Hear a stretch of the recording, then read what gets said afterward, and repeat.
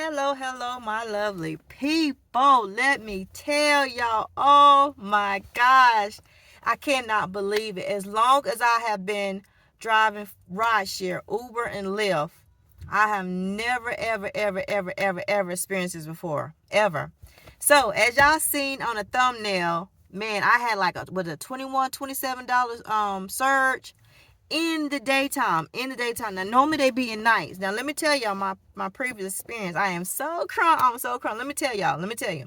Okay, for all the ones of you who don't do rideshare, y'all understand we get certain amount. You can see how much you get paid per ride and everything like that, right? So in the beginning, in the early days when I first signed up for Lyft and Uber, surge was the thing. Like you could be surging, you could make $20 on a trip just like that. Then it kind of went away over the time frame, right? So I learned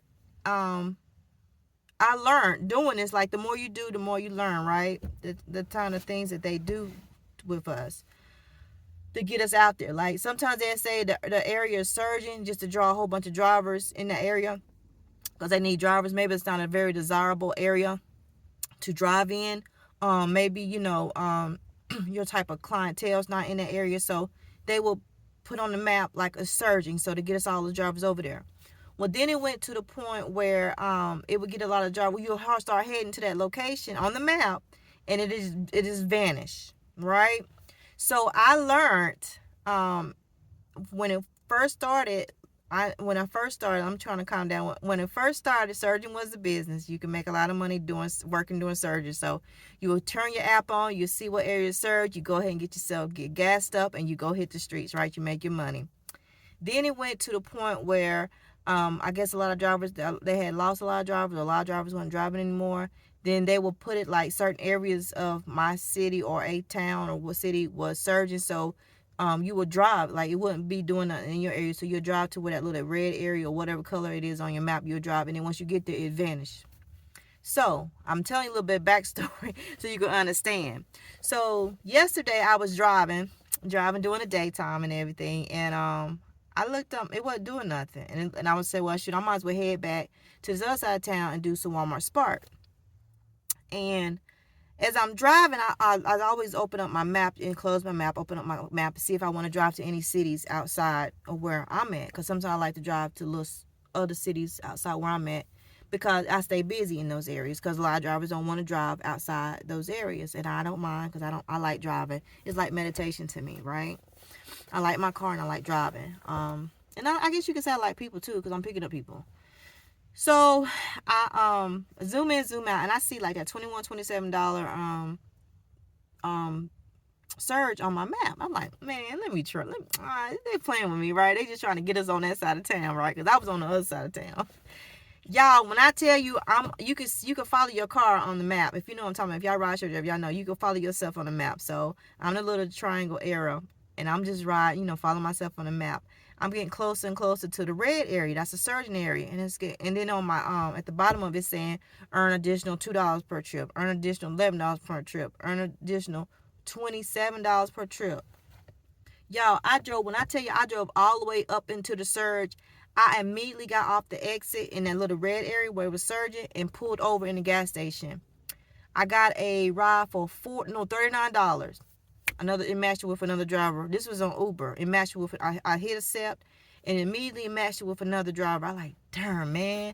And you can't turn your app off because you lose it. So what I'm saying, when you get into an area that surges, from my experience, when you get into an area and you hit the surge, if you turn your app on and turn your app back on, you lose that. You lose that for your next trip because once you drive into an area that's surging and it's already captured that you're in the area, your next ride you will make that much money plus what the ride person is supposed to be paying, if that makes sense. So I'm like, darn, that lucky driver that day, because I try to make $100 when I go out. Every time I drive or do Walmart Spark or anything, I try to make at least $100, right? Because 100 times 31 is $3,100 a month. Do the math, okay? So at least try to make $100. So I'm like, darn, that could have been, a couple hours out here, and I'm done. I ain't got to be out here like 6-7 hours, like some people say they. I don't see myself being out here no 6-7 hours. But I'm blessed because I know some people have a W-2 and they don't make, but $7, $8, $10 an hour, and they have to be out here that amount of time. I've been there, done that. You know what I'm saying? So I'm not knocking nobody. Don't take this video as this. I'm just telling you my experience about actually being able to drive into an area where it was surging and get the surge. That's what I'm trying to say. Saying all that to say that I actually was able to get to surge. So once I seen that 39 ride had already been matched with a driver, I immediately drove out of the gas station that I had parked alone just to try to wait it out. And because I was like, well, maybe they changed some things. Because like I said, I didn't chase those surges back in the day. I just knew, because from my experience, me trying to jump in my car and drive to where it surged, and then the red surge, the surge area vanished, right? So I just said, okay. So this time it still was on my if I remember put a screenshot what it was saying, how much I would make the next ride. So I drive out the gas station and I'm getting off the ramp and I got a ding, and it was for, I think, the ride. That's why I keep saying 27. I might have made $30. I might have made $30 on that trip. I have to look, y'all. I do apologize, but I just had to share with y'all, like, that has never happened to me. Never happened to me, especially that high. Like, I don't know what was going on yesterday.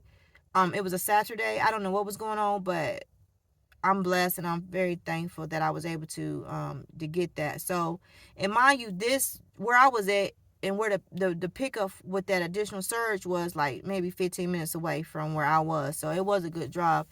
And the thing about it, y'all, let me tell y'all, I picked up the young lady to take her only 5 minutes away from her house, and she paid that much money. That much money. Like, it just amazes me how this company can have a driver that's, look at my hand, my finger, way over here, to pick somebody up over here just to take them right there and charge them $30. Like, and I know people pay it, but she was going to the hair store, and I'm not judging, but she was just going to the hair store. Now, maybe it was a shopping center, so maybe she was going to the hair store and hitting the grocery store. Like, maybe she was, doing all her errands at one spot. But me, like, you spent $30, girl, to go 5 minutes up the road to the hair store, and then you got to catch a ride back home? Like, in 5 minutes, when I say 5 minutes in a car, now walking, it probably would have been 40 minutes, right? So I just want to make y'all understand where I'm coming from with that. But yeah, like, it just amazes me how they charge people. And I'm just talking the truth. It seems like it's like that on lower income areas from what I see. Lower income areas pay the most for ride share. Now, y'all comment down below if y'all ride share drivers and y'all notice that, and y'all don't give a darn. Like, some people don't give a darn. They just about paying their bills. They don't want to be low income. But cause I pay attention to stuff like that, because stuff like that bothers me. But I'm not saying that low income riders are more difficult to deal with or challenging at times, because I make a lot of money on low income areas than I do higher income driven areas, because they may only need a ride from, say, their home to uptown or to the main train station, or Amtrak, or to the bus train station. But regular people, everyday people trying to make it, like, a lot of times, from my experience in my areas, it's a lot of lower income areas, and I can make my $100 in a couple of hours. Like, it's depending on how many trips I do per hour and how much they pay. And that does make sense. But yeah, I just had to come on here and share with y'all. Like, if y'all interested in doing rideshare, I drop my links down below if y'all want to sign up, and let me know what your experience is. Now, let me tell y'all this one tip. Well, if you do sign up for rideshare, um, and you're nervous about having people in the car, it's not what you think it is. Just look at it as like you're a taxi driver and this is your job. You get paid. Sometimes people get in here, they want to talk. Sometimes people don't want to get in here and they'll talk. Okay. I can't record my passengers. I don't do that on this channel. You might can find some other YouTube content creators who have recorded passengers in the car. I just think that's an intimate time between me and my passengers. Not intimate, like, doing stuff. I'm just like, it's private, if that makes sense. It's a private moment between me and my passengers. So I play my music. They enjoy a comfortable, nice, secure ride to wherever they're going to. So that's what I mean when I say intimate. Okay.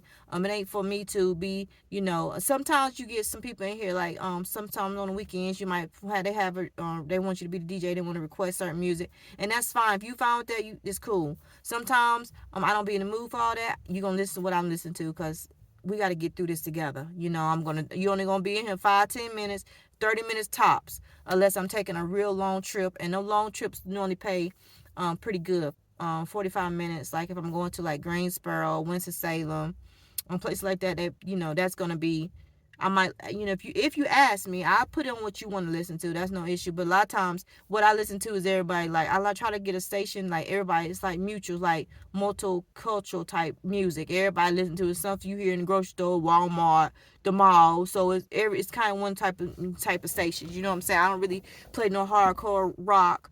But I do play gospel on Sunday mornings, and I told y'all, me playing gospel on Sunday mornings have got me a lot of tips. I'm not gonna lie.